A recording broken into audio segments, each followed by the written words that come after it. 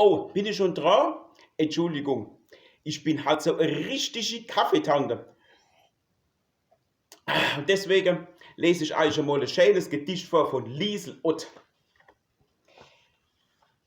Ich geb's ja zu, ihr liebe Kind, dass ich eine Kaffeetante bin. Ich brauch keine Zigarettenrare und kein Schnäpsel für de Mare. Doch was ich alle Tag genieß, das ist mein Kaffee. Hes und süß. Ganz früh. Es ist als noch Dusch da draus. Zieht schon der Kaffeeduft durchs Haus. Und wann ich dann im Morgenrock gemütlich vor meinem Kännchen hock, da bin ich für den halben Tag schon gut gelaunt, wann ich's euch sag.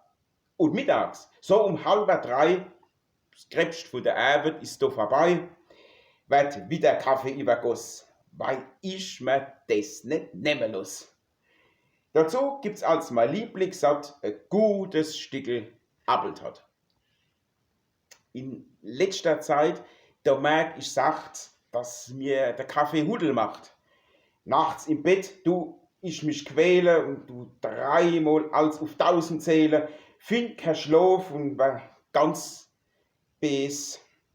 Macht mich dann der Kaffee so nervös. Ich hab den Doktor jetzt gefragt. Und der hat mir dann auch geraten, frühmorgens ist der Kaffee gut. Für Herz und Nieren und fürs Blut. Nur mittags müsste man verbieten. Ich soll mich wirklich davor hüten. Jetzt überleg ich hin und her, was da für mich zu machen wäre. Nee, damit komm ich nicht ins Reine. Ich wär mein Kaffee jetzt den feine, früh morgens mit gutem Gewissen und mittags mit schlechtem Gewissen trinken müsse.